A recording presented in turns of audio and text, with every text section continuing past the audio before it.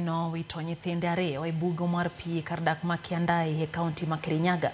Yangore ni miyo ni moseyange kaka Grace Wambui wito nyithinde mantiere kind higni 3 kod 4 e bugo no mar pii bang' ka noseriembe kod jaode.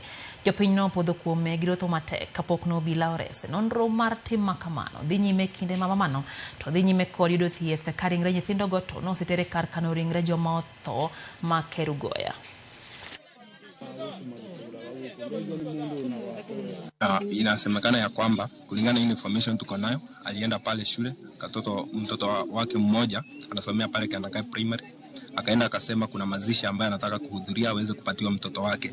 Akapewa mtoto wake, akakuja na wao wote wawili, akawarusha hapa ndani.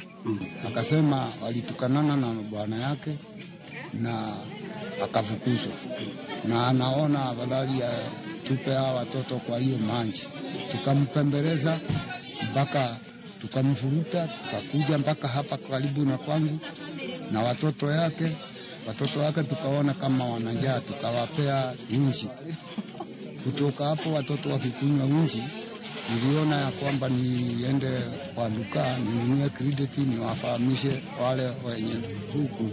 Mimi ni rafiki ya hii familia na nimekuwa nikidiru na hii familia kwa muda, lakini nilikuja kugundua ya kwamba huyu mama mawazo yake ni kama si sawa, kama kuna depression.